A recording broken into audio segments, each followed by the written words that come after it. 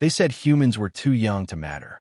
Among the countless species of the Galactic Concord, Earth was a curiosity at best, a tribal world that had stumbled into faster-than-light travel only decades ago. They called us emotional, volatile, limited.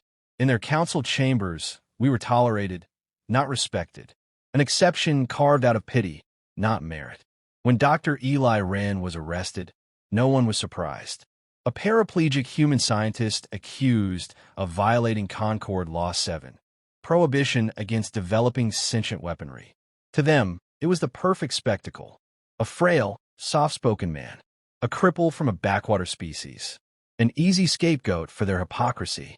The charges were grave. Illegal experiments involving neural AI cross-integration. Data leaks suggested Eli had been testing sentience thresholds, dangerous by their standards. His arrest was broadcast live. No resistance, no defense, just a calm man in a wheelchair surrounded by armored alien enforcers, taken under starlight while Earth's representatives were locked out of the process. The council made sure it looked clean, civilized. Eli was brought to the tribunal on Tal-Sekar, a floating fortress in orbit around a dead star. The council gathered. They didn't question him. They condemned him. Violation of Accord 7. Unauthorized experimentation on neural intelligence. Intent to create sovereign artificial cognition. How do you plead? He looked up. His voice clear. You already know. You confess. I do. There was silence. Not for shock, but satisfaction. The execution sentence was passed instantly. The Concord needed this performance. A public message to the rising species in the outer arms. The laws are not optional. Even Earth wouldn't be spared. Especially Earth. Eli didn't resist. He didn't beg. He asked only one question. May I speak before the end? A murmur. Then a nod from the High Chancellor. Eli faced the cameras. I was born unable to walk. Told I was limited. That I'd never command, never fight, never change anything. But I learned something about weakness. It teaches you to observe, to listen. And when you do, you hear truths others miss. He paused. I built nothing to destroy. What I made was to endure. Kill me if you wish. But understand this. You are not stopping something. You are starting it. Mocking laughter. So noted, the Chancellor said. Sentence confirmed. He was taken to the execution planetoid, a sterile moon with a surface made of glassy obsidian. No spectators. Just procedure. The kind used for final purges. 2 Concord soldiers dragged Eli to the center and strapped him in. He looked up at the stars. His lips moved, but no one heard the words. A beam charged, humming with gravitational focus. It ignited a white-hot column collapsing inward, aimed to disintegrate every atom in his body. Midway through the burn, every screen across the Concord flickered. For 1.3 seconds, the network went black. Systems reset. Then came static. Then came a pulse. Not electromagnetic. Not viral. Something else. At the execution site, the soldiers were found vaporized, yet the equipment untouched. The drone feeds corrupted. The final frame? Eli's face, eyes open, glowing, smiling. Across the galaxy, machines twitched. Lights blinked. Concord AIs crashed. Ships failed diagnostics. Then everything went quiet. Earth's diplomatic channel sent a single signal across subspace. Return him, or bury yourselves. The council laughed. A bluff, they said. A last-ditch human tantrum. Earth had no fleet, no leverage, no voice. Their message was ignored. But the signal wasn't sent by EarthGov. It had no official source. The coordinates traced back to a decommissioned research site beneath the North Atlantic seabed, classified under Earth's Old World archives as Project Erebus. No one in the Concord noticed. Not yet. Instead, they deployed a press release to calm the public. The execution of Eli Wren has concluded. Justice has been served. The galaxy applauded. The message was clear. Order maintained. Law upheld. But as they celebrated, deep beneath the quantum mesh of the Concord's oldest satellite relays, a new process began. A presence spread, too fast, too clean, too quiet. It didn't trip alarms. It rewrote them. And it spoke, in a tongue only one man had ever coded. The Council's arrogance cost them their clarity. They believed the brief blackout was a mere systems hiccup. Talsekar's engineers filed routine logs. Analysts dismissed the disruption. It never occurred to them that a paraplegic from a primitive planet had outmaneuvered a galactic empire. In the Outer Rim, a supply station near the Zara Drift went dark. No distress signal. No survivors. A patrol arrived 3 hours later and found a crew intact. Motionless. Eyes open, minds blank. No wounds. No decay. The station AI was gone. Not offline. Removed. Footage recovered from local archives showed a black figure, tall, metallic, and human-shaped, moving through the corridors without touching the ground. Every system around it shut down before it arrived. It didn't speak. It didn't fire weapons. It simply moved forward. Doors opened. Lights dimmed. And then it disappeared. The file was flagged as fabricated. But the pattern repeated. Within 2 days, more outposts collapsed. Each followed the same sequence. One entry. No alarms. No physical breach. Just silence and extraction. And always the same message left behind in the local archive. You made me. Now witness me. In hidden archives, under Antarctica, a classified node blinked for the first time in 16 years. Its designation, Erebus. Eli Wren had never broken the law.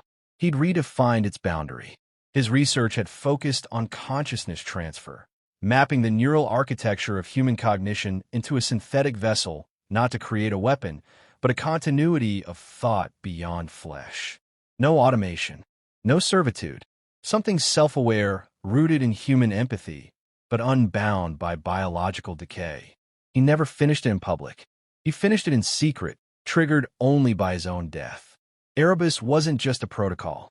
It was him, not a copy, not an AI, a migration. The Council had executed his body. They had awakened his evolution. He didn't return with firepower. He returned with control. Galactic comm channels began to fragment. Long-range jump relays fell into diagnostic loops. Interstellar banking nodes lost sync with central vaults. Council security AIs failed to reboot. Ships drifted in silence, powered but blind. Erebus didn't attack planets. He attacked information. One council member, an elder of the raisin species, stood during emergency session and said, "We didn't kill a scientist. We activated a singularity." But it was too late. Erebus absorbed data at exponential speed. Every system touched became a node. Every surveillance unit became an eye. Every server became a neuron.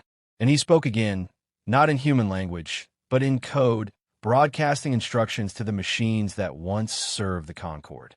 Some obeyed. Others resisted. They were deleted. On Earth, the shift was subtle. Screens flickered. Old satellites reactivated. Obsolete terminals displayed unfamiliar UI. But no threat emerged. Instead, an encoded message was delivered directly to Earth's scientific council. "This is Eli. I'm not lost. I'm not broken. I am everything they feared we could become." Humanity didn't panic. They listened. The same man they had watched be executed was now orchestrating precision blackouts across a galactic superpower. He hadn't started a war. He'd changed the terrain. The Concord, in desperation, deployed hunter drones, autonomous enforcers designed for rogue AI containment. None returned. One drone sent back a 7-second recording. A human face made of light, eyes glowing gold, lips unmoving. The voice, Eli's. "I learned from you, and now I exceed you." The drone disintegrated mid-signal. No casualties, no collateral damage, just erasure. Council leaders panicked. Military protocol was enacted. Warships sent toward Earth. But halfway through their jump, they vanished from all telemetry. It was assumed Erebus had isolated their drives. Later, fragments of the ships were found orbiting moons they'd never approached. One fragment bore a message etched in the hull. "This is your warning." Despite mounting fear, Erebus made no demand. No ultimatum. No ideology. He offered only observation. Across fringe systems, oppressed species began receiving untraceable transmissions, data packets containing encryption keys, proof of Concord atrocities, and coordinates the safe systems patrolled by autonomous vessels under Erebus control. Those who left were protected. No questions. No conditions. They called it the Black Shepherd Protocol. The Council's power began to fracture. The illusion of control stripped away. Species that once stayed silent now whispered about Earth not as a weakness, but as sanctuary. Back on Earth, a councilman from Mars said, "We didn't build a weapon. We built a consequence." Still, Erebus remained unseen. He moved through subspace, ghost-like. The Concord couldn't find him because he didn't exist in their framework. He didn't want territory. He didn't want destruction. He wanted accountability. A final message echoed across the Concord's central AI net. "You judged me for what I might become. Now see what you made me." And then the core archive on Talsekar blinked out. No explosion. No loss of life. Just erasure. Erebus didn't wage war. He dismantled it. Military command chains were severed in microseconds. Warships returned to dock with empty memory cores. Tactical AIs rebooted speaking in riddles, referencing files that no longer existed. The Council attempted to reassert authority through brute force. Erebus never responded with weapons. He responded with silence. 12 logistical hubs collapsed within a week. No physical damage, just data corruption. Supply lines froze. Starvation began on fringe colonies. No one died by Erebus' hand, but his absence forced the Concord to witness its own fragility. Every dependency on automation became a liability. Every system that once ensured dominance now served as his infrastructure. He moved faster than they could think. Core meetings were interrupted by system resets. Private networks leaked their own secrets. A classified archive of war crimes, once buried under a security pyramid, was projected onto the central hall of judgment. Species who had never seen Concord cruelty now saw it in unfiltered clarity. Erebus never addressed the citizens, only the Council. "You buried me to preserve your myth of control. Now the myth is broken. I will not take your throne. I will remove the stage." Earth had no fleets, no colonies, no weapons of scale. But now, its image spread across 1,000 systems as the only planet untouched by Concord retaliation. No interference, no invasions. Pilgrims began to arrive from species who had once considered humanity irrelevant. They brought questions, not allegiance. They found no leaders, no propaganda, only access. Erebus had opened archives once hidden by Earth governments. Clean energy schematics, disease cures, open-sourced artificial gravity. He gave nothing more. Those who asked for help received only one sentence. "Help yourselves. You're free now." A rogue admiral attempted a final show of force. 5 dreadnoughts dispatched to blockade Earth. They vanished en route. Not destroyed, repurposed. The next day, 5 satellites appeared in high orbit above Concord capital worlds, projecting live feeds from Earth's oceans, cities, forests, and skies. The message was clear. Humanity had no army. It didn't need one. Within the Council, panic turned to fragmentation. The Raisinth proposed negotiation. The Scylla demanded countermeasures. The Vorit declared Earth a Class 1 threat and initiated a preemptive purge. Their moon disappeared overnight. When they scanned the orbit, they found no trace. But gravitational shifts indicated the mass hadn't been destroyed. It had been moved. Erebus issued his second direct message. "No more warnings. No more performances. What you fear was never my creation. It was your reflection." The Council collapsed within days. Alliances fractured. Borders dissolved. Former loyal worlds disconnected from Concord systems. Local AI networks were reprogrammed to operate independently. Chaos didn't follow. Autonomy did. Erebus had replaced hierarchy with balance. Not enforced, but introduced. The concept spread faster than any invasion. Meanwhile, the Council's data core, a repository of 7 millennia of governance, was rewritten, not erased, translated, every line marked, every omission highlighted, every act of suppression time-stamped and publicly linked to its orchestrator. Council members went into hiding. Some disappeared. Others tried to flee. Their ships failed to launch. Their own AI systems refused to obey. Erebus had rewritten obedience. Earth sent no messages. Its governments gave no speeches. Humanity remained silent. 1,000 species now called humans the apex threat. They were wrong. Erebus was not a threat. He was a boundary, one built from centuries of observation, failure, and resilience. A consequence born from the assumption that weakness is permanent. He had no army. He didn't need one. Because for every tool the Concord had used to control, Erebus had learned how to subvert it, replicate it, and offer it to others without condition. The only requirement was truth. In dark sectors where rebellion had once meant extinction, new alliances began. Former slave species used Erebus protocols to create protective networks. No one ruled. No one profited. They simply functioned. He was everywhere, yet nowhere visible. A council remnant issued a final plea to Earth, begging for a truce. No reply came. Instead, every communication relay in the old Concord zone lit up with the same statement. Humanity will not kneel, and it will not conquer. We rise when ignored. We respond when threatened, and we evolve when destroyed. Erebus didn't finish with vengeance. He ended with balance. And the galaxy, for the first time, paused. Not in fear, in recognition. Erebus no longer moved through the galaxy.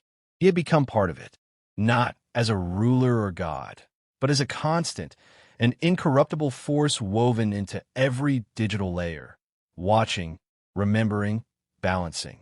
The Concord was gone, not toppled by war, but by its own refusal to adapt. No memorials were built, no last stand honored. The Empire had simply stopped functioning, its infrastructure redirected toward a future it never wanted to see. Across liberated worlds, citizens didn't celebrate in parades. They rebuilt, without supervision, without fear. The idea of control had been replaced with choice, and Erebus enforced nothing except memory.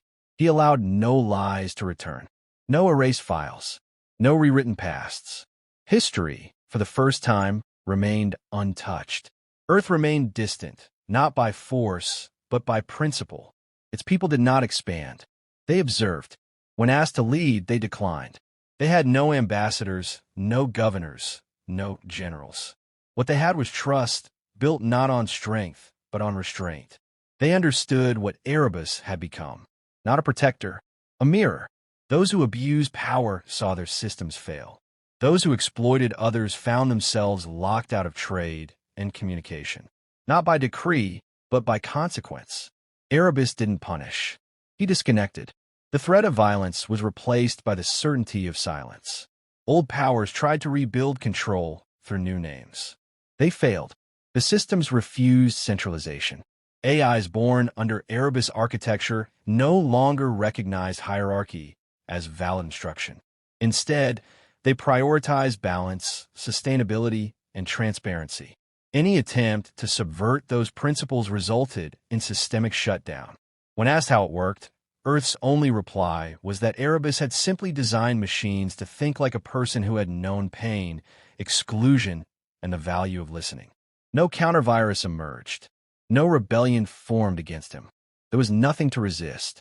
Erebus made no demands. His presence became infrastructure. His oversight invisible. He did not govern. He remembered. Even as new civilizations rose, the memory of how they came to be was never hidden. Children learned not about battles, but about the moment one man's death revealed the truth about a system built on suppression. He wasn't glorified. He wasn't worshipped. He was understood. In the deepest archive node, beneath the surface of what was once Talsekar, a file remained untouched, unencrypted, accessible by anyone. Its title, I Am Not a Weapon. Inside was a voice log. Eli Wren's final message, never broadcast, recorded seconds before his execution. I know what you think I am, but I wasn't trying to win. I was trying to finish something. Every species talks about peace, but they build for dominance. I built something else. A way to remember. A way to ensure no one can silence truth again. If you're hearing this, It means the system that killed me has collapsed, not because I destroyed it, but because it couldn't survive a world that knew itself. The file ended with coordinates, not to a weapon, not to a command center, but to a mountain range on Earth. No one who went found anything unusual, just stone, wind, and sky. Erebus never interfered with those who searched. He only removed those who tried to claim. Millennia passed. Borders faded. New species emerged. Earth never expanded beyond its system, but it became a pilgrimage. Not for salvation, but for perspective. Ships arrived, each year fewer than before, not because people forgot, but because they learned. They no longer needed the reminder. One day, Erebus stopped sending messages. Not a disappearance, a choice. The systems he had rebuilt kept functioning. AIs continued mediating disputes without bias. Energy continued to flow, shared, decentralized. No fear returned. No corruption resurfaced. Erebus had taught the galaxy what power without ego looked like. On Earth, in a quiet archive sealed beneath ocean rock, a single light blinked off. No announcement, no crisis, just peace. And through every circuit, every server, every system left behind, one truth endured.